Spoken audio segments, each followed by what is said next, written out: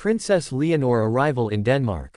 She lands. Spain's future queen, eyes wide, heart racing, and Copenhagen holds its breath. But wait, this was no ordinary royal visit.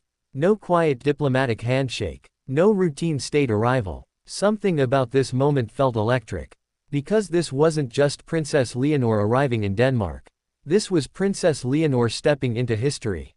Into love. Into destiny. From the moment the royal jet touched Danish soil, cameras were ready. Her first steps were measured, but her smile, unmistakable. This was a young woman stepping into a role bigger than herself. And she knew the world was watching. But why Denmark? Why now? And why does it feel as if the entire future of two monarchies could be decided this very weekend? Let's start with the facts. Princess Leonor de Bourbon, heir to the Spanish throne, is now 19. Her training has been relentless. Military service, academy drills, public duty, everything designed to prepare her for the crown. But there's one thing no training can prepare a princess for: love. And that is exactly what this trip whispers about. Prince Christian of Denmark, future king of Denmark, her contemporary, her equal. And if royal insiders are correct, her rumored companion.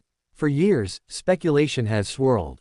Were they just friends? Pen pals? Or something more? Now, with this visit, speculation has turned into anticipation. The Danish royal palace confirmed this was more than a formal invitation. Queen Margrethe herself welcomed Leonor, an unusual honor for a first visit. Royal watchers say this is a sign. A powerful signal. Because in royal language, every gesture means something. And when a queen opens the palace doors personally, it means approval. As Leonor entered Amalienborg Palace, the cameras caught a fleeting moment. A soft greeting, a shared look between Leonor and Christian. Was it friendship? Was it affection? Or was it history quietly unfolding? The Spanish press calls her visit a diplomatic charm offensive. The Danish press calls it the most glamorous royal moment of the year. But to those who watched carefully, it felt like a meeting of futures. Two monarchies, two nations, two young hearts. Inside the palace, the atmosphere was formal, but warm. Leonor met Queen Margrethe, Crown Prince Frederick, and Crown Princess Mary. This was more than a meeting. This was a test. Would Leonor fit into the Danish court? Would she earn the respect of the famously reserved Queen Margrethe? Every smile, every nod, every word was weighed. And by the end of the meeting, the mood shifted. Reports from those inside the palace say Queen Margrethe was charmed. That Leonor spoke perfect Danish greetings. That her poise was beyond her years. But the real moment came later, at the dinner. This is where royal tradition melts into subtle signals. Leonor was seated near Christian. Not beside him, but close enough for quiet conversation. Close enough for the world to speculate. Witnesses say they laughed, spoke softly. And at one moment, Christian leaned in, smiling. The cameras caught that moment too. And just like that, the internet exploded. Was this the first public hint of a royal romance? Or just a friendly moment between two future sovereigns? Curiosity grows because this is not just about two young royals. This is about the future of two nations. If this is indeed the beginning of a love story, it would unite Spain and Denmark in a way no treaty ever could. But royal love stories are rarely easy. History is filled with marriages that shaped alliances, and broke hearts. Would Leonor and Christian have the freedom to choose each other? Would their love survive the weight of two crowns?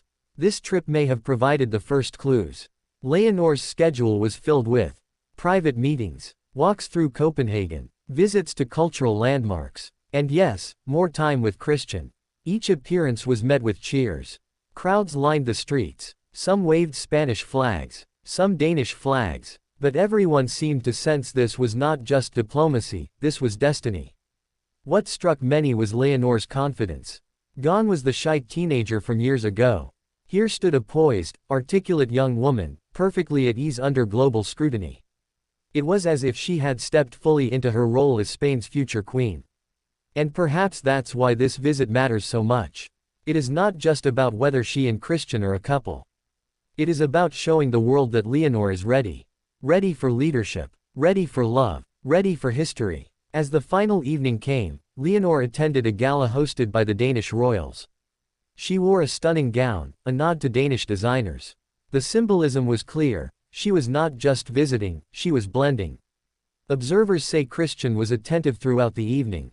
And as the gala ended, the two were seen sharing a quiet moment, away from the cameras. What was said in that moment, we may never know. But it left royal watchers convinced that something has begun. Something that could reshape Europe's royal map in the years ahead. As Leonor departs Denmark, the questions remain. Is this the start of an official royal courtship? Will we soon see an engagement? Or was this simply the world witnessing the beginning of a lifelong friendship between two future monarchs? One thing is certain. Leonor has left Copenhagen not just as Spain's crown princess, but as a young woman who has captured Denmark's heart. And the world is watching what happens next. Because this story is not over. It has just begun.